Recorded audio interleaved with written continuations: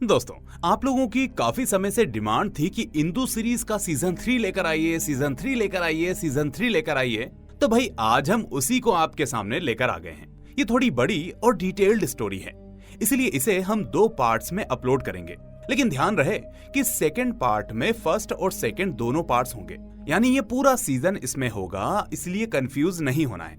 बाकी इसके पहले 2 सीजन्स हमने एक ही वीडियो में कवर किए थे। जिन्होंने वो नहीं देखे तो वो डिस्क्रिप्शन में दिए गए लिंक या आई बटन पर क्लिक करके भी देख सकते हैं। तो चलिए अब बिना देरी किए शुरू करते हैं आज की ये एक्सप्लेनेशन। अब कहानी पिछले सीजन की उसी घटना से आगे बढ़ती है, जब चारू दासगुप्ता परिवार के आंगन में बेहोश पाई गई थी। यहाँ पुलिस मौके पर पहुंचती है और पूछताछ शुरू करती है। जेठी माँ बताती है कि उन्होंने ही सबसे पहले चारू की डेड बॉडी देखी थी। वो ये भी कहती हैं कि उन्होंने इस लड़की को पहले भी कई बार लाबोनी के साथ इस घर में आते देखा है।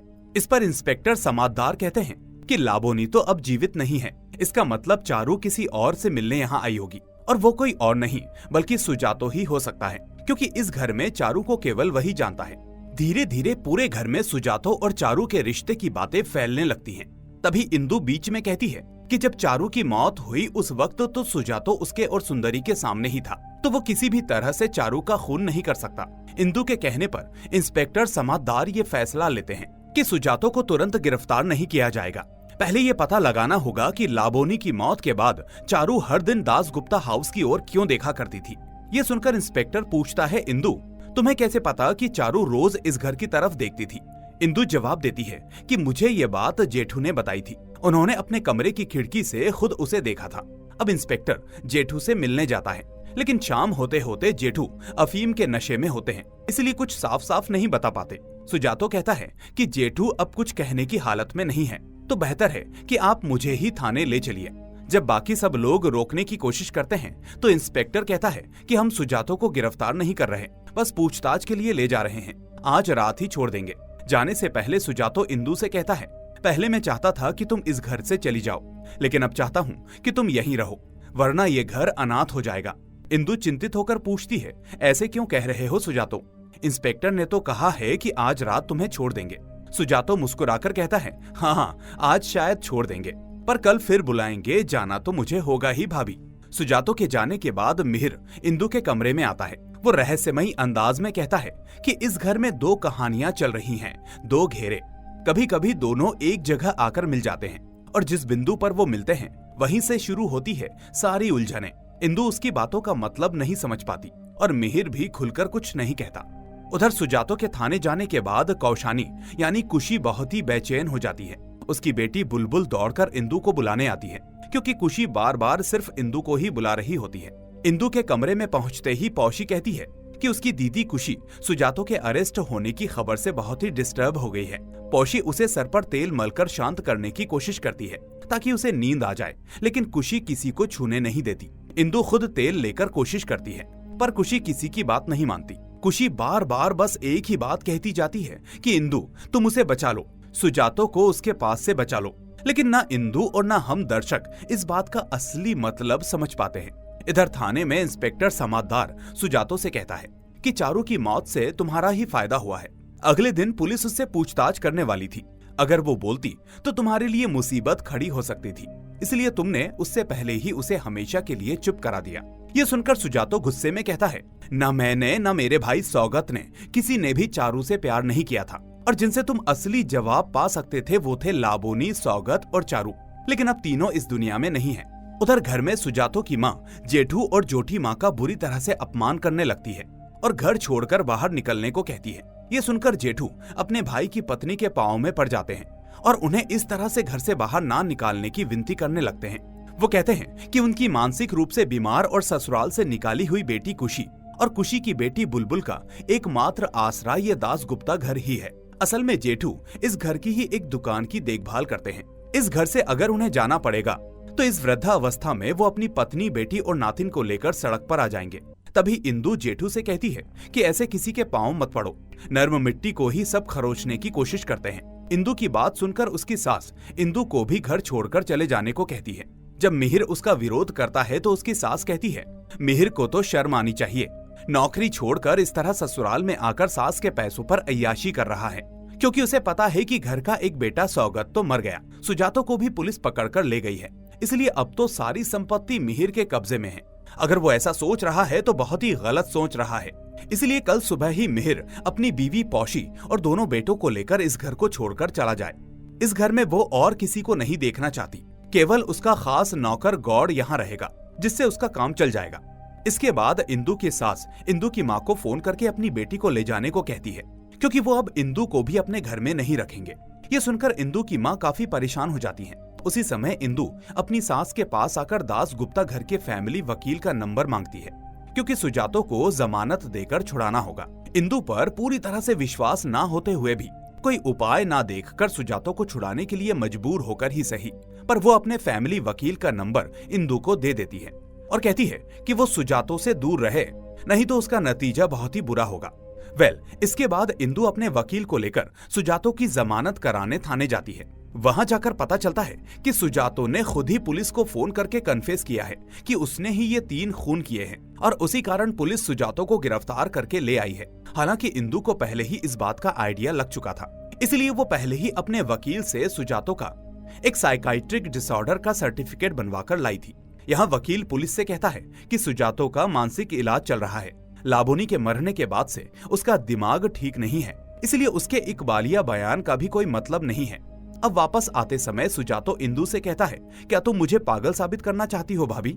इंदु कहती है, जरूरत पड़ी तो वही करना पड़ेगा, क्योंकि तुम दूसरे का दोष अपने सर पर लेना चाहते हो। सुजातो कहता है, तुम्हें किसने कहा कि मैं दूसरे का दोष अपने सर पर लेना चाहता हूँ? आज नहीं तो कल मुझे जाना ही होगा, क्योंकि मेरे अपराध का सबूत हर जगह फैला हुआ है। यहाँ इंदु सुजातो से कहती है कि दीदी यानी कुशी ने उसे बार बार कहा है कि उसे उसके हाथ से बचाओ, यानी सुजातो को ही सुजातो के हाथ से बचाना है। सुजातो अगर खुद ही अपना दुश्मन बन गया तो फिर बहुत मुश्किल हो जाएगी। वहीं सुजातो घर लौट आता है और ये देखकर उसकी माँ बहुत खुश हो जाती है, लेकिन इंदु को वो फिर से सावधान कर देती है कि इंदु सुजातो से दूर रहे और आज शाम मंदिर की आरती भी वो इंदु को ही करने को बोल देती है।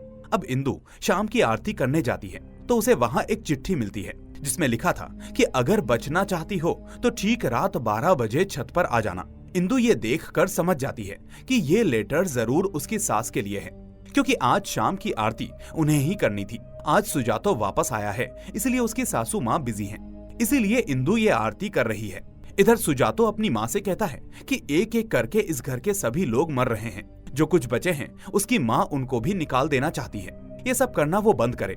सुजातो की माँ कहती है कि ऐसे नहीं निकाला तो वो सब उसका खून चूस कर खाएंगे, सुजातो के लिए और कुछ नहीं बचेगा।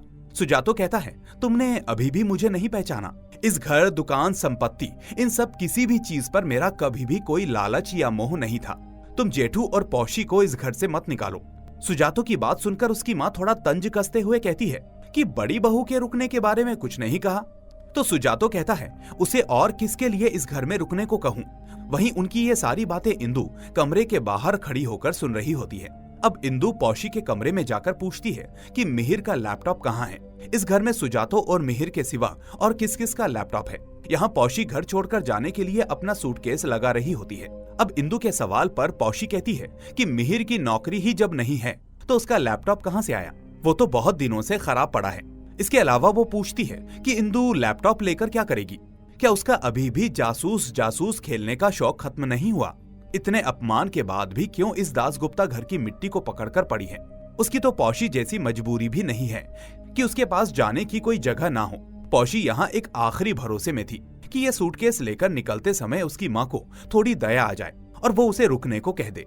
इंदु कहती है कि जब तक उसे किसी सवाल का जवाब नहीं मिलता तब तक उसके मन को बिल्कुल शांति नहीं मिलेगी, और इस घर में तो हजारों सवाल हैं, और जब तक उसे इन सवालों के जवाब नहीं मिल जाते तब तक वो इस घर से कभी नहीं जाएगी। ये बातें कहकर इंदु जा ही रही थी कि तब पौशी इंदु से पूछती है, सौगत का लैपटॉप कहाँ है? यहाँ इंदु इतने दिनों तक जानती ही नहीं थी कि सौगत का भी लैपटॉप है। अब पौशी की बात सुनकर इंदु अपने कमरे में जाकर सौगत का लैपटॉप ढूंढना शुरू करती है। उस समय सुजातो इंदु के कमरे में आकर इंदु को चारों तरफ कुछ ढूंढते हुए देखकर कहता है, क्या वो यहाँ से जाने की तैयारी कर रही है या कुछ ढूंढ रही है? इंदु कहती है कि वो सौगत का लैपटॉप ढूंढ रही है। सुजातो पूछता है कि क्या इंदु को सौगत का लैपटॉप ही चाहिए या कोई भी लैपटॉप चल जाएगा। तब इंदु कहती है क्या सुजातो अपना लैपटॉप उसको देगा। सुजातो कहता है नहीं दूंगा। इंदु जैसी चतुर लड़की के पास सुजातो क्या कोई भी अपना लैपटॉप नहीं देगा, फिर चाहे वो सुजातो हो, मिहिर हो या पौशी। ये सुनकर इंदु हैरान हो जाती है कि पौशी के पास भी लैपटॉप है। हालांकि इतनी बातचीत होने के बावजूद पौशी ने भी ये इंदु को नहीं बताया था कि उसका भी लैपटॉप है। तभी यहाँ इंदु वो चिट्ठी सुजातो को देती है जो उसे पूजा घर से मिली थी। इंदु ये भी कहती है कि ये चिट्ठी निश्चित ही उसकी माँ के लिए लिखी गई है, नहीं तो ये पूजा घर में कैसे आएगी। उसने तो आरती ऐसे ही की थी, उसकी माँ ही हर दिन शाम की आरती करती हैं। सुजातो उस चिट्ठी को पढ़कर सोच में पड़ जाता है कि उसकी माँ को डराने के लिए ये चिट्ठी कौन लिख सकता है। अब बातों बातों में सुजातो इंदु से कहता है उसकी माँ के अनुसार गौड़ काका जेठू का सामान इकट्ठा करने गए हैं इस घर से बाहर निकालने के लिए।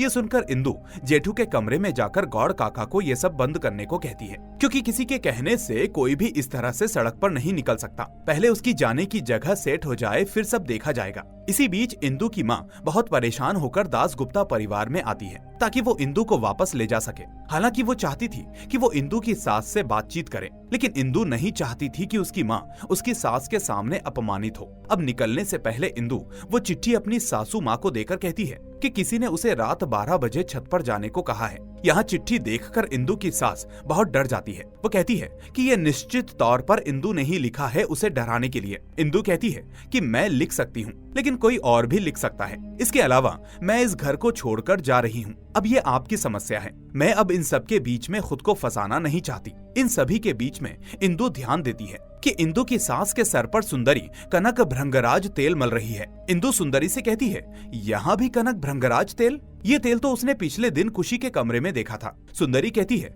ये तेल तो सारे घर में ही फैला हुआ है, ये तो बड़े बाबू यानी जेठू जी की दुकान का तेल है। इंदु कहती है उनकी दुकान में तेल मिलता है क्या? जेठू की किराना दुकान है? सुंदरी कहती है किराना दुकान तो नहीं है, लेकिन ये तेल साबुन। और सुंदरी कुछ और कहने जा रही थी कि तभी इंदु की सास सुंदरी को रोककर कहती है एक तो मेरा सर दर्द से फटा जा रहा है और ऊपर से ये कान के पास बातें किए जा रही है। सुंदरी कहती है आपका सिर दर्द अब बिल्कुल ठीक हो जाएगा, तेल मल दिया है, अब आप खर्राटे लेकर सोएंगी। इसके बाद इंदु अपनी माँ के साथ दास गुप्ता घर से निकल जाती है। वहीं रात 12 बजने से ठीक 5 मिनट पहले ही गौड़ इंदु की सास को बुलाने आता है, क्योंकि उन्होंने गौड़ को बुलाने को कहा था। लेकिन इंदु की सास तब बेसुध हो रही होती है। कई बार बुलाने के बाद वो जवाब देती है। इसके बाद ही हम देखते हैं कि गौड़ छत पर जा रहा है। सामने इंदु की सास भी देखती है, हालांकि उनका मुंह दिखाई नहीं देता। वहीं गौड़ के पीछे सुजातो और इंदु भी होते हैं। गौड़ इंदु को देखकर कहता है तुम वापस आ गई? अगर वापस आना ही था तो ड्रामा करके क्यों गई थी? सुजातो और इंदु कहते हैं पहले तुम बताओ कि तुम इतनी रात को छत पर क्या कर रहे हो? तब गौड़ कहता है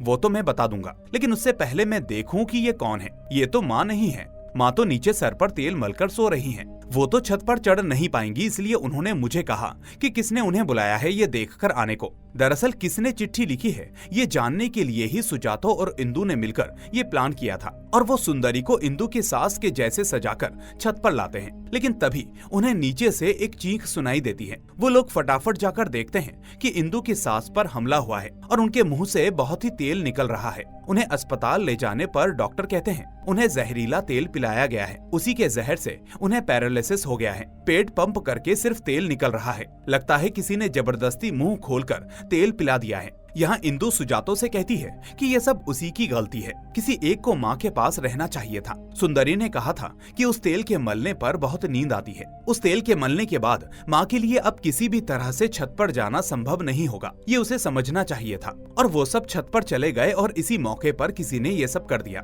सुजातो कहता है कि सच में ये उसके भी दिमाग में नहीं आया। सुजातो यहाँ जेठू और जेठी माँ को घर चले जाने को कहता है। सुंदरी इंदु को फोन करके कहती है कि उसने इंदु के कहने पर जेठू के कमरे में हर जगह कनक भृंगराज तेल ढूंढा, लेकिन उसे एक भी तेल की शीशी नहीं मिली, क्योंकि गौड़ ने तो उनका सब सामान पहले ही बांध दिया था। उनका कमरा तो लगभग खाली है। फिर इंदु कहती है कि उसे अब कुछ भी ढूंढने की जरूरत नहीं है। तभी घर की घंटी बजती है, इसलिए सुंदरी फोन रख देती है। इसके बाद इंदु पौशी से पूछती है कि इतनी रात को वो माँ के कमरे में क्या कर रही थी। तो यहाँ पौशी पूछती है कि आखिर इंदु कहना क्या चाहती है। पौशी ने अपनी माँ को जहरीला तेल पिला दिया है। इंदु कहती है उसने ये बात एक बार भी नहीं कही, बल्कि पौशी ना होती तो कोई जान ही नहीं पाता कि उसकी माँ के साथ ऐसा हुआ है। यहाँ कुछ और भी खराब हो सकता था, लेकिन पौशी वहाँ क्यों गई थी? इंदु की बातों के दबाव में आखिरकार पौशी मान जाती है कि उसी ने वो चिट्ठी लिखकर अपनी माँ को डराना चाहा था, ताकि उसकी माँ अकेले रहने से डरे और पौशी और जेठू को घर में ही रख ले।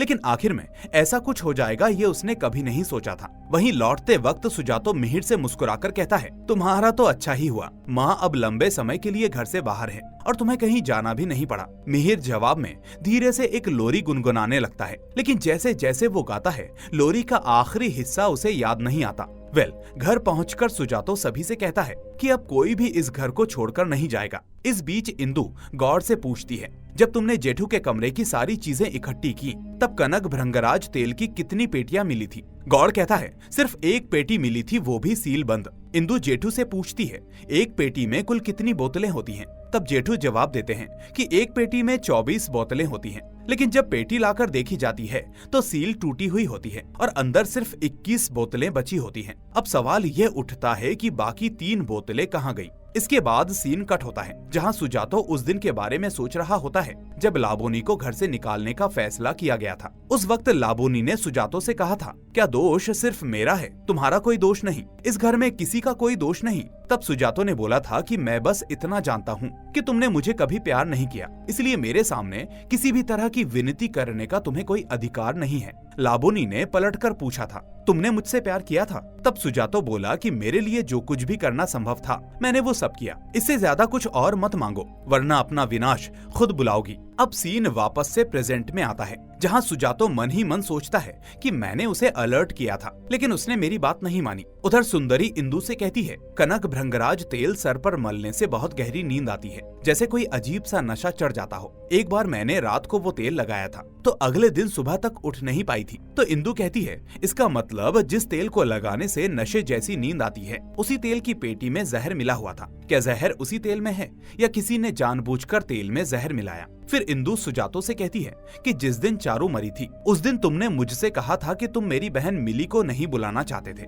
बल्कि उसके पति अंजन को बुलाना चाहते थे, क्योंकि पहले मेरी शादी अंजन से तय हुई थी। तुम अपने भाई को साबित करना चाहते थे कि मेरे और अंजन के बीच में कुछ चल रहा है ताकि तुम अपने भाई को सजा दे सको। तुम चाहते थे कि वो सारी जिंदगी जलकर तड़प तड़प कर मरे। इंदु हैरान होकर पूछती है, लेकिन तुम अपने भाई को ही सजा क्यों देना चाहते थे? सुजातो धीमी आवाज में जवाब देता है, लाबोनी और सौगत दोनों की मौत धतूरे के जहर से हुई थी, लेकिन सबसे घातक जहर शक का होता है। शक इंसान को धीरे धीरे तिल तिल कर खत्म कर देता है। अब इंदु सोच में पड़ जाती है कि आखिर सुजातो किसकी बातें कर रहा है। वो कहती है कि मेरे मन में बहुत सवाल है, चारू इस घर में कैसे आई? क्या वो खुद आई या किसी ने उसे मजबूर किया? और अचानक वो इस घर में आकर क्यों मर गई? उसके अगले ही दिन मेरी सास को जहरीला तेल क्यों पिलाया गया? वो आगे कहती है, जेठू ने तो कहा था कि एक पेटी में 24 तेल की बोतलें होती हैं, लेकिन जब पेटी खोली गई तो सील टूटी हुई थी और अंदर सिर्फ 21 बोतलें थी। बाकी 3 बोतलें कहाँ गई? फिर इंदु को याद आता है कि उस रात 12 बजे गौड़ काका ने छत पर माँ को सही हालत में देखा था, लेकिन इसका गवाह कौन है? ये भी तो हो सकता है कि छत पर जाने से पहले गौड़ काका ने ही माँ को जहरीला तेल पिला दिया हो। तभी अचानक सुंदरी भागती हुई आती है और कहती है, इंस्पेक्टर समझदार आ गए हैं। इंस्पेक्टर अंदर आते हैं और कहते हैं कि चारू के पेट में भी धतूरे का जहर पाया गया है और इंदु की सास के पेट में जो तेल मिला था उसमें भी वही जहर था। सुजातो, इंदु और इंस्पेक्टर समझदार तीनों मिलकर जेठू और जेठी माँ के कमरे में जाते हैं। वहाँ वो सभी ये देखकर सन्न रह जाते हैं कि वो तेल जेठू की ही दुकान का था। अब चूंकि 24 में से 3 बोतलें गायब थीं, तो इंस्पेक्टर बाकी तेल की पेटी फॉरेंसिक जांच के लिए भेज देते हैं। वो जाते जाते जेठू से सख्ती से कहते हैं, अगर फॉरेंसिक रिपोर्ट में जरा सी भी गड़बड़ निकली तो हमें आपको गिरफ्तार करना पड़ेगा। अब दोस्तों, कहानी का अगला हिस्सा और भी ज्यादा रोमांचक और हिला देने वाला है, जिसे आप अगले पार्ट में देखेंगे। ये पार्ट कल ही इस चैनल पर अपलोड कर दिया जाएगा। दोस्तों ध्यान दें कि अगला पार्ट पूरा सीजन कवर करेगा, यानी उसमें फर्स्ट एंड सेकंड दोनों पार्ट्स शामिल होंगे। इसलिए आपसे रिक्वेस्ट है कि कंफ्यूज ना हो और बेसब्री से इसका इंतजार करें। तो चलिए मिलते हैं अगले पार्ट में। Till then take care and thanks for watching.